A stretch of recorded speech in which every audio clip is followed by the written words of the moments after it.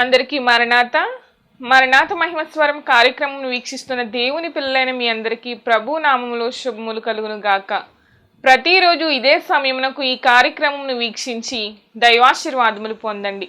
ఇప్పుడు pastor Samuel Sundar Reddy గారు దేవుని వాక్య వర్తమానం అందిస్తారు. శ్రద్ధగా ఆలకించండి. దేవునికి స్తోత్రం. అందరికీ మరణాత. దేవుని మహాకృపను బట్టి బ్లెస్సింగ్ ఛానల్లో వాక్య సందేశాలు ప్రారంభించి నేటికి సంవత్సరం కాలం గడిచింది. మరి ఈ సంవత్సరం అంతా కూడా దేవుడు తన మహాకృపను బట్టి తన ఆత్మశక్తితో ఈ కార్యక్రమాన్ని జరిగించుకుంటూ ముందుకు వెళుతూ ఉన్నారు.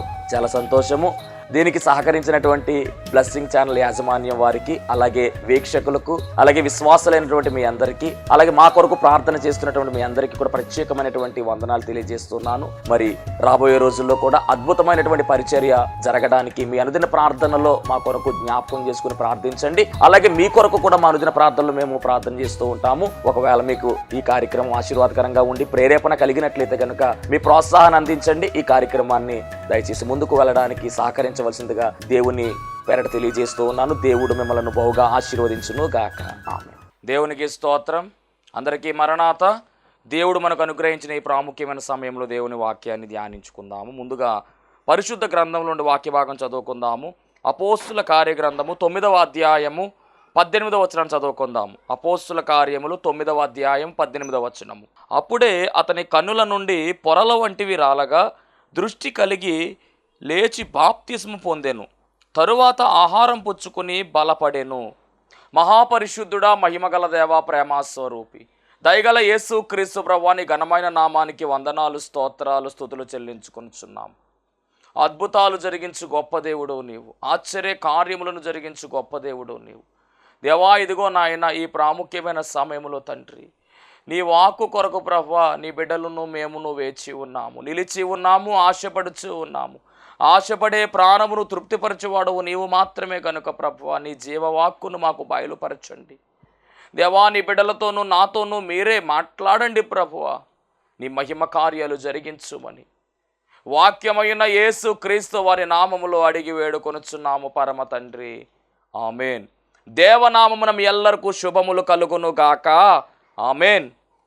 దేవుని మహాకృపను బట్టి మరి యొక్క రోజు దేవుడు మనకు దానముగా ఇచ్చి మరి యొక్క పర్యాయము దేవుని వాక్యాన్ని అందించడానికి ఆయన కృప చూపించారు. ఇందును బట్టి దేవునికే సమస్త మహిమ కలుగును గాక. ఆమెన్. అందరూ బాగున్నారా? చాలా సంతోషం. మరి మరణాత మహిమాస్వరం అనేటటువంటి ఆధ్యాత్మిక కార్యక్రమాన్ని ప్రతిరోజు కూడా క్రమము తప్పకుండా వీక్షిస్తున్నటువంటి మీ అందరికీ కూడా ప్రత్యేకమైనటువంటి వందనాలు తెలియజేస్తూ ఉన్నాను. ఈరోజు మరి దేవుని వాక్యాన్ని మనం పరిశీలన చేస్తే చదవబడినటువంటి మూల వాక్యము అనగా అపోస్తుల కార్యములు 9వ అధ్యాయం 18వ వచనములో రాయబడినటువంటి మాటలు ఒకసారి మనము ఆలోచన చేద్దాం. అప్పుడే అతని కన్నుల నుండి పొరల వంటివి రాలగా దృష్టి కలిగి లేచి బాప్తిసం పొందెను. తరువాత ఆహారం పుచ్చుకొని బలపడెను. ఇక్కడ చెప్పబడుతున్నటువంటి మాటలు, ఈ వచనములో ఒక వ్యక్తిని గురించినటువంటి మాటలు మనకు కనబడుతూ ఉన్నాయి. ఆ వ్యక్తి యొక్క కన్నుల నుండి పొరల వంటివి రాలగా దృష్టి కలిగి ఆ తరువాత బాప్తిసం పొందుకున్నట్టుగా ఇక్కడ రాయబడింది. అంటే ఒక వ్యక్తి బాప్తిసం తీసుకున్నటువంటి చరిత్ర ఈ వచనములో మనకు కనబడుతూ ఉంది. ఎవరు ఆ వ్యక్తి అంటే కనుక మనందరికీ బాగా పరిచయమైనటువంటి వ్యక్తే. ఎవరు అంటే కనుక అపోస్తులుడైనటువంటి పౌలు.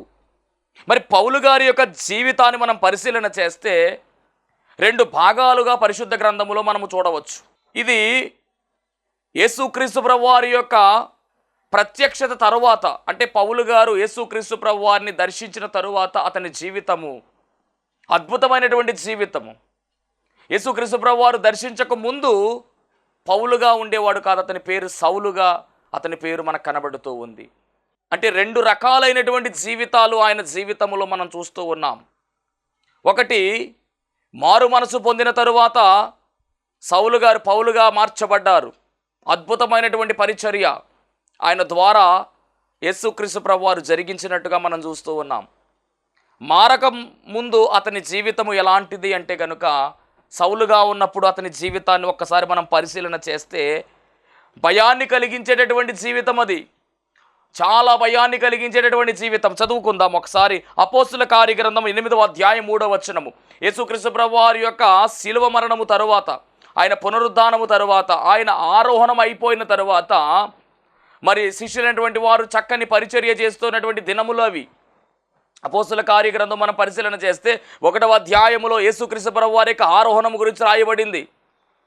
ఆ 1వ అధ్యాయములో శిష్యులందరూ కలిసి మేడగదిలో దాదాపుగా 120 మంది 10 రోజులు కనిపెట్టి ప్రార్థన చేస్తూ ఉంటారు.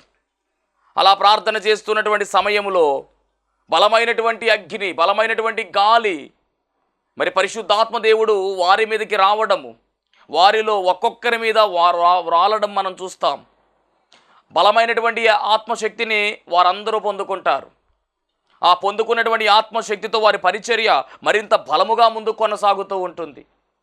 సంఘము స్థిరపరచబడుతూ ఉంది. గమనించండి, 120 మందితో ప్రారంభమైనటువంటి ఆ సంఘము పేతురు గారు నిలవబడి మాట్లాడుతూ ఉంటే 3,000 మంది ఒకేసారి బాప్తిస్మాన్ని పొందుకున్నట్టుగా, 3,000 మంది ఒకేసారి మారు మనసు పొందుకుని పాప క్షమాపణ నిమిత్తం బాప్తిస్మం పొందుకున్నట్టుగా సంఘము కట్టబడినట్టుగా మనకు కనబడుతూ ఉంది. ఆ తరువాత క్రమంలో 5,000 మంది చేర్చబడ్డారు, తర్వాత 8,000 మంది చేర్చబడ్డారు. ఇలా సంఘము ఏమవుతుందంటే కనుక దినదినము కూడా వృద్ధి చెందుతా వెళ్ళిపోతూ ఉంది. అలాంటి సమయములో గమనించాలి, దేవుని జనాంగమా, స్టెఫెను గారి యొక్క మరణము కనబడుతూ ఉంది.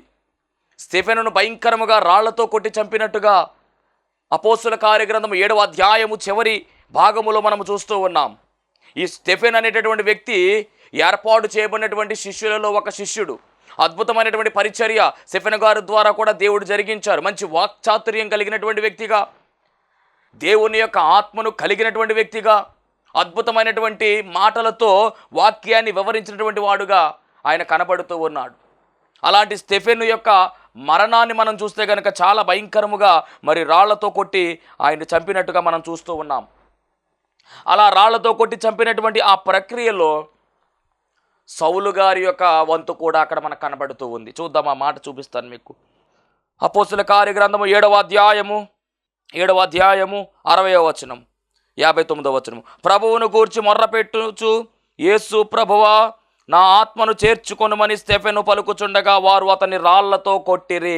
అతడు మోకాళ్ళుని, ప్రభువా వారి మీద ఈ పాపము మోపకుమని గొప్ప శబ్దముతో పలికెను. ఈ మాట పలికి నిద్రించెను. సౌలు అతని చావునకు సమ్మతించెను. అంటే ఇక పౌలుగా మారలేదు.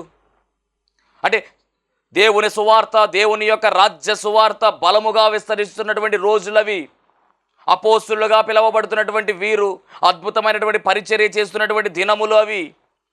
తరువాత 7 శిష్యులను ఏర్పాటు చేసుకుని బలమైనటువంటి పరిచర్య జరుగుతున్నటువంటి రోజులు అవి. యెరూషలేము ప్రాంతములో దేవుని యొక్క మహాప్రణాళికలో సేవా పరిచర్య యెరూషలేము ప్రాంతము, గలిలయ ప్రాంతము, సమరయ ప్రాంతాల గుండా వెళ్ళిపోతూ ఉంది. ఎందుకు అంటే దేవుని యొక్క పరిశుద్ధ గ్రంథములో మనం పరిశీలన చేస్తే దేవుని యొక్క వాగ్దానము ఏమిటి అంటే కనుక సువార్త పరిచర్య, సువార్త అనేది ఖండాంతరాలు వ్యాపించబోతుందని యేసుక్రీస్తు ప్రభువారి ద్వారా బయలుపడినటువంటి మాట ఇక్కడ మరి జరుగుతూ ఉన్నదన్న విషయాన్ని మనం గమనించుకోవాలి. దేవునికి మహిమ కలుగునుగాక. ఈ వచనాన్ని మనం పరిశీలన చేస్తే అపోస్తుల కార్యగ్రంథం 1వ అధ్యాయం 8వ వచనంలో రాయబడిన మాట, ఆయనను పరిశుద్ధాత్మ మీ మీదకి వచ్చినప్పుడు మీరు శక్తి నొందెదరు కనుక మీరు యెరూషలేములోను యోదయ సమరయల దేశముల ఎందంతటను భూ దిగంతముల వరకు నాకు సాక్షులయ్యుందరని వారితో చెప్పాను. భూ దిగంతముల వరకు సాక్షులయ్యుందురు అంటే ప్రపంచవ్యాప్తముగా దేవుని సువార్త, దేవుని రాజ్య సువార్త విస్తరిస్తుందని యేసుక్రీస్తు ప్రభువు వారే మరి ఆరోహణమవుతున్నటువంటి సమయములో ఆయన చెబుతున్నటువంటి గొప్ప మాట అది. ఆ మాట ప్రకారము అప్పటికే సువార్త యోదయాగుండా, సమరయాగుండా, గలిలయగుండా వెళ్ళిపోతూ ఉంది, విస్తరిస్తూ వెళుతూ ఉంది. ఆ సమయములో ఏమి జరుగుతుంది అంటే 8వ అధ్యాయములో మనం పరిశీలన చేస్తే 1వ వచనం చూస్తే, ఆ కాలమందు సువార్త విస్తరిస్తున్నటువంటి ఆ కాలమందు ఒక ప్రక్కన సువార్త విస్తరిస్తూ ఉంది, ఒక ప్రక్కన సువార్తను అడ్డగించేటటువంటి వారి యొక్క పన్నాగాలు ఎక్కువైపోయినాయి. హింస మొదలయ్యింది, క్రైస్తవుల మీద దాడులు మొదలయ్యాయి. గమనించండి, 1వ శతాబ్దం నుంచి కూడా ఇది జరుగుతానే వచ్చింది, నేటి కాలంలో కూడా జరుగుతానే ఉంది. ఆ కాలమందు యెరూషలేములోని సంఘమునకు గొప్ప హింస కలిగెను. ఆ కాలమందు 1వ శతాబ్దంలోని అప్పుడే జరుగుతూ ఉంది. యేసుక్రీస్తు ప్రభువు వారి యొక్క శిలువ మరణము తర్వాత, ఆయన పునరుద్ధరణ ఆరోహణం అయిపోయిన తర్వాత సంఘ ఆరంభంలోనే సంఘము విస్తరిస్తూ ఉంది ఒక ప్రక్కన. అలాగే హింస కూడా మొదలైపోయింది. సంఘమునకు గొప్ప హింస అనే మాట కనబడుతూ ఉంది. గొప్ప హింస కలిగినందున అపోస్తులు తప్ప అందరూ యోదయ సమరయ దేశముల యందు చెదిరిపోతూ ఉన్నారు. ఆ సమయంలో గమనించాలి, సౌలైతే ఇంటింటా జొచ్చి, ఇదిగోండి సౌలైతే ఇంటింటా జొచ్చి పురుషులను స్త్రీలను ఈడ్చుకొని పోయి చెరసాలలో వేయించి సంఘమును పాడు చేయుచుండెను. ఇది పౌలుగా మారకముందు సౌలుగా ఉన్నప్పుడు అతని యొక్క స్వభావం ఎలా ఉంది ఇక్కడ రాయబడింది వచనములో. చూడండి ఎలా రాయబడిందో. సౌలైతే ఇంటింటా జొచ్చి, ప్రతి ఇంటికి వెళ్ళాడు, పురుషులను స్త్రీలను ఈడ్చుకుని పోయి చెరసాలలో వేయించి సంఘమును పాడు చేయుచుండెను. అంత మాత్రమే కాదు, కాబట్టి చెదిరిపోయిన వారు సువార్త వాక్యమును ప్రకటించు సంచారము చేసిరి. ఇక్కడ మనం గమనించినట్లయితే కనుక మరి పౌలు గారి గురించినటువంటి మాటలు, పౌలుగా ఉన్నప్పుడు మరి ఎవరైతే దేవుని సువార్త ప్రకటిస్తూ ఉన్నారో, ఎవరైతే వాక్యాన్ని ప్రకటిస్తూ ఉన్నారో, ఎవరైతే క్రీస్తును ప్రకటిస్తూ ఉన్నారో, ఎవరైతే యేసు నామమును ఉచ్చరిస్తూ మాట్లాడుతూ ఉన్నారో వారందరినీ కూడా ఏం చేస్తూ ఉన్నాడంటే ఇంటింటా చొచ్చి స్త్రీలను పురుషులను భేదము లేకుండా వారిని ఈడ్చుకుని పోయినట్టుగా ఇక్కడ రాయబడింది. అప్పటికి ఇంకా పౌలుగా మారలా, అప్పటికి ఇంకా యేసుక్రీస్తు ప్రభువు వారు ఇతన్ని దర్శించలా. చివరగా ఏమి చేస్తున్నారంటే చెదిరిపోయినటువంటి వారు దమస్కులో ఉన్నారు. దమస్కులో ఉన్నటువంటి వారిని విషయమై కూడా తాకీదులు సిద్ధము చేయించుకుంటూ ఉన్నాడు. ఇక్కడ రాయబడినటువంటి మాట 9వ అధ్యాయం 1వ వచనం. సౌలు ఇంకను ప్రభువు యొక్క శిష్యులను బెదిరించుటయును హత్య చేయుటయును తనకు ప్రాణధారమైనట్టు ప్రధాన యాజకుని యొద్దకు వెళ్ళి ఈ మార్గమందున్న పురుషులనైనను స్త్రీలనైనను కనుగొనిన ఎడల వారిని బంధించి, ఏ మార్గం అంటే యేసు మార్గము, ఈ మార్గమందున పురుషులనైనను స్త్రీలైన కనుగొనిన ఎడల వారిని బంధించి యెరూషలేమునకు తీసుకుని వచ్చుటకు దమస్కులోని సమాజంలో వారికి పత్రికలు ఇమ్మని అడిగాను.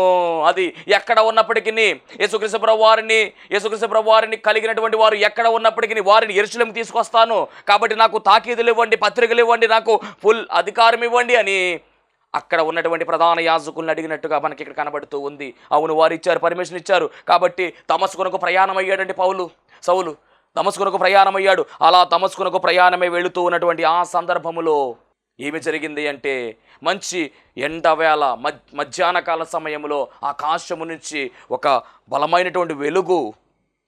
చదువుతాం మాట. అతడు ప్రయాణము చేయుచు దమస్కునకు దగ్గరకు వచ్చినప్పుడు అకస్మాత్తుగా ఆకాశము నుండి ఒక వెలుగు అతని చుట్టూ ప్రకాశించెను.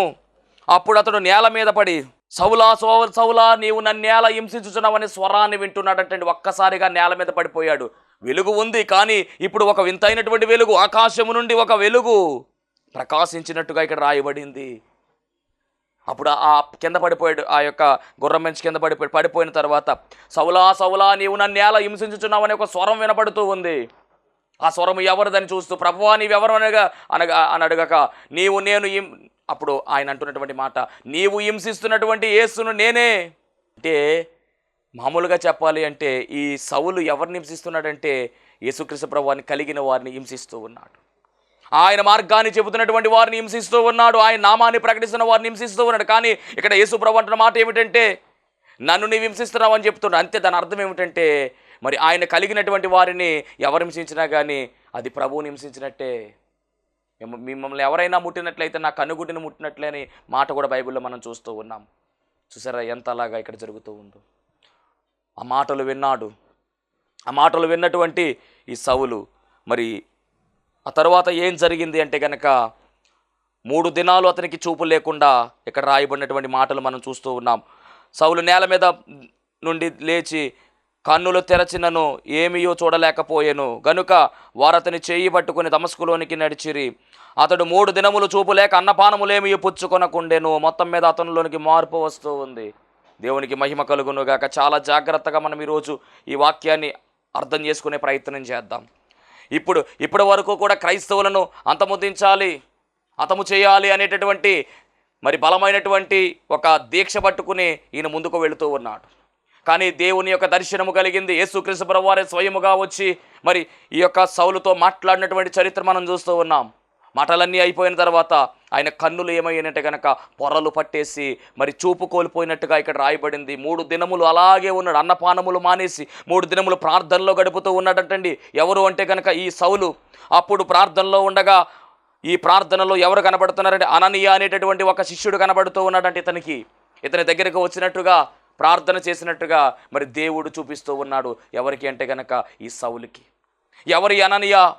ఈ అననీయ గురించి మీకు తెలుసా అనేటటువంటి అంశాన్ని ఈరోజు మనం ధ్యానిస్తూ ఉన్నాం. మన అంశం ఏమిటి అంటే కనుక ఈ అననీయ గురించి మీకు తెలుసా? ఎవరి అననీయ?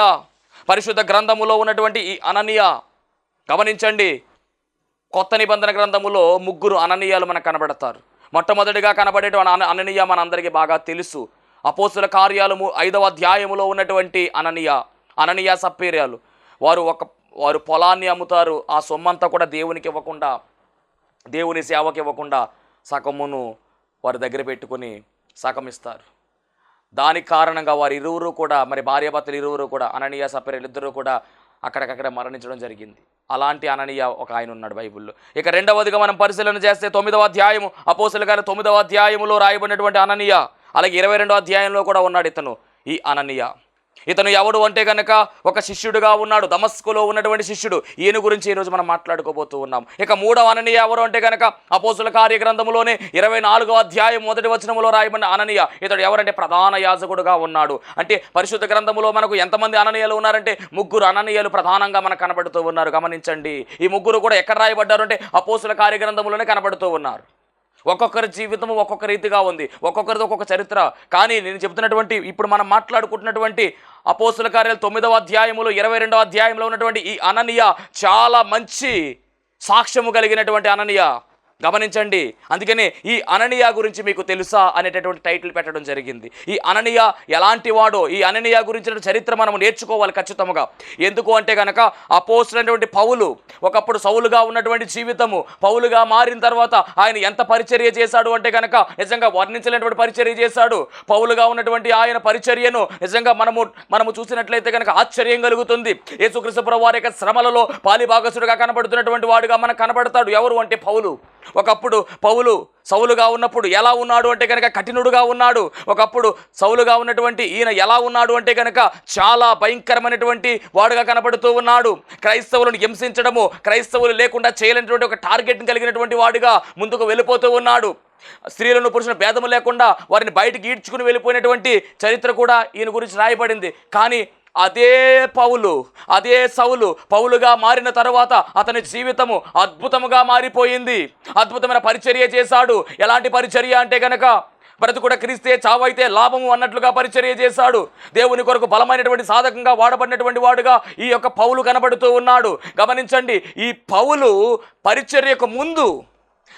యొక్క పరిచర్యకు ముందు దేవుడు ఒక వ్యక్తిని అతని జీవితంలోకి ప్రవేశపెట్టాడు. ఇంకా గమనించవలసిన మాట ఏమిటంటే, పౌలుకి తన పరిచర్య గురించి కూడా బయలుపరిచినటువంటి వ్యక్తి. అంత మాత్రమే కాదు, పౌలు గారికి బాప్తిస్మాన్ని కూడా ఇచ్చినటువంటి వ్యక్తిగా, పౌలు కొరకు ప్రార్థన చేసిన వ్యక్తిగా కనబడింది. ఎవరు అంటే కనుక ఈ అననీయ. అంటే పౌలు గారి యొక్క పరిచర్య, మనం ఇప్పటిదాకా పౌలు గారి యొక్క పరిచర్య మాట్లాడుకున్నాం. మరి ఆ పరిచర్య కన్నా ముందు అనగా సౌలుగా ఉన్నప్పటికీ పౌలుగా మారినప్పటికీ మధ్యలో ఉన్నటువంటి ఆ సమయములో, అనగా 3 దినములు ఆయన చూపు కోల్పోయినటువంటి సమయములో, మరి ఈ అననీయ అనేటువంటి వ్యక్తి ఆ యొక్క పౌలు దగ్గరికి లేదా సౌలు దగ్గరికి వెళ్ళి ప్రార్థించగా అతని కన్నులు తెరవబడినట్టుగా.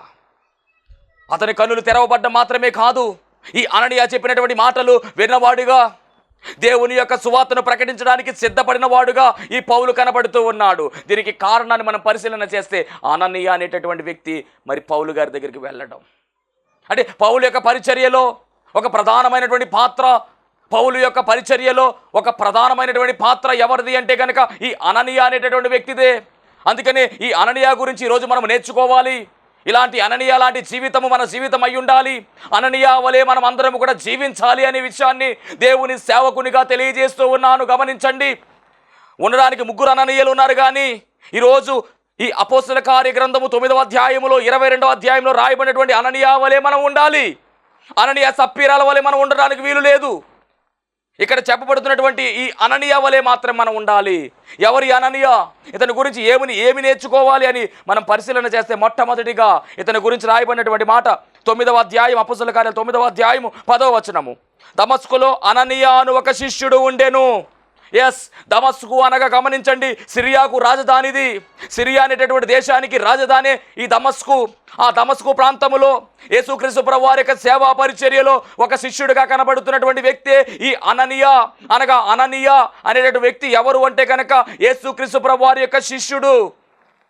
గమనించండి, అననీయ అనేటువంటి మాటకు అర్థము ఏమిటి అంటే యెహోవా దయ లేక యెహోవా కృప అనేటువంటి అర్థము కలిగినటువంటి వాడు.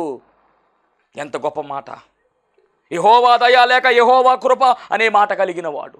ఇతడు శిష్యుడిగా కనబడుతూ ఉన్నాడు. ఎవరు యేసుక్రీస్తు ప్రభువు వారికి శిష్యులుగా ఉంటారు అని మనం పరిశీలన చేస్తే పరిశుద్ధ గ్రంథమైన బైబిల్ గ్రంథములో యోహాను సువార్త 8వ అధ్యాయం 31వ వచనం ప్రకారము ఎవరు యేసుక్రీస్తు ప్రభువు వారికి శిష్యులుగా ఉంటారు అంటే స్వయముగా ఆయనే చెబుతున్నటువంటి మాట. కాబట్టి యేసు తనను నమ్మిన యూదులతో మీరు నా వాక్యమందు నిలిచిన వారైతే నిజముగా నాకు శిష్యులయ్యుండి సత్యమును గ్రహించెదరు.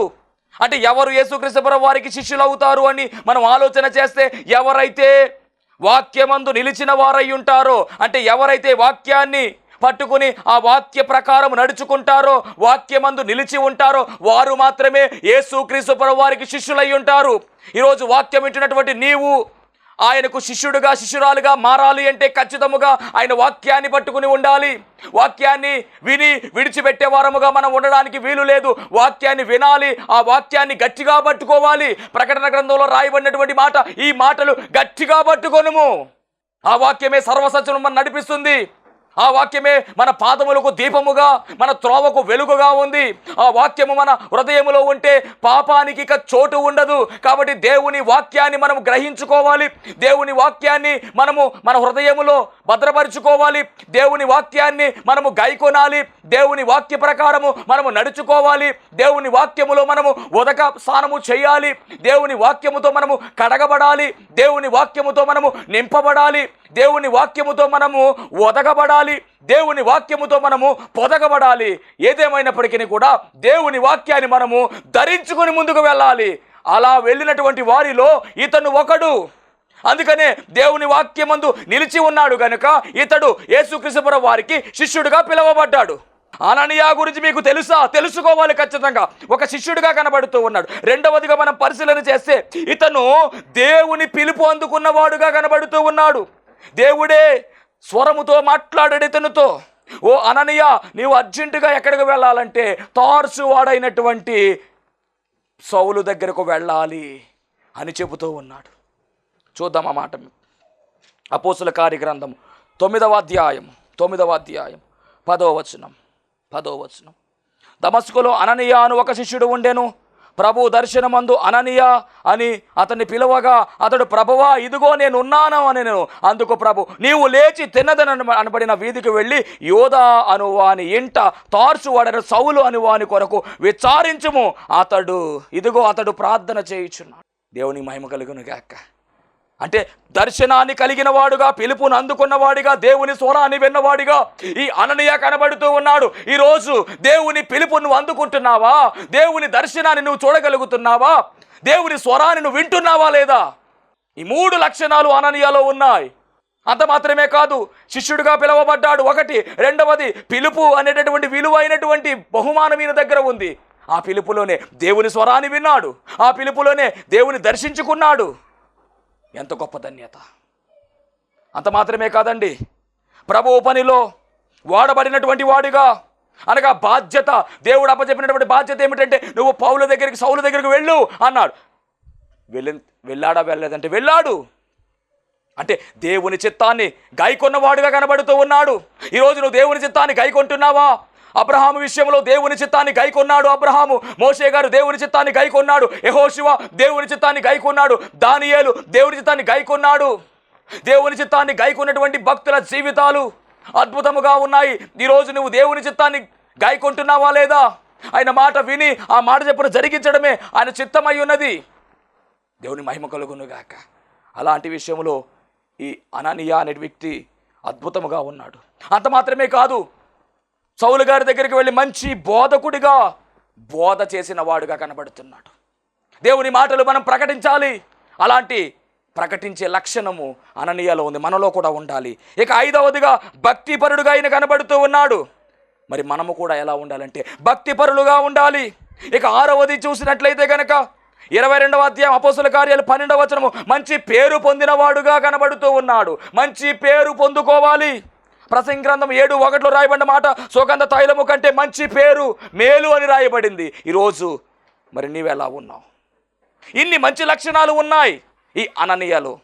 ఈ అననీయ వెళ్ళి అద్భుతమైనటువంటి మాటలు ఆ సౌలు గారికి తెలియచేసి, తర్వాత పౌలుగా మారిపోయాడు ఆయన, చక్కగా తెలియచేసి ప్రార్థన చేయగా అతని కళ్ళకు ఉన్నటువంటి పొరలు రాలాయంట.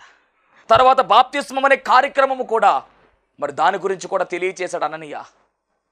తెలియచేయగా మరి పౌలు గారు బాప్తిస్మాన్ని పొందుకున్నారు. ఆ తరువాత అద్భుతమైనటువంటి పరిచర్య. చిత్రం ఏమిటంటేనండి, పౌలు గారు చేసే పరిచర్య దేవుడు బయలుపరిచారు. ఎవరికి అంటే కనుక ఈ అననీయకు బయలుపరిచారు. అంటే జరగబోయే విషయాలను ముందుగానే తెలుసుకున్నటువంటి గొప్ప వరాన్ని కలిగిన వాడే ఈ అననీయ. ఈరోజు మరి మనము కూడా అలాంటి వరాన్ని పొందుకోవాలి. ఒక ప్రవక్తగా మనం వాడబడాలి. దేవుని వాక్యాన్ని వింటున్న దైవ జనాంగమా, ప్రార్థనలో దేవుడు మనతో మాట్లాడతాడు. ఖచ్చితంగా జరగబోయే విషయాలను బయలుపరిచేటటువంటి దేవుడై ఉన్నాడు. మరి అలాంటి వరాన్ని కూడా ఈయన కలిగి ఉన్నాడు.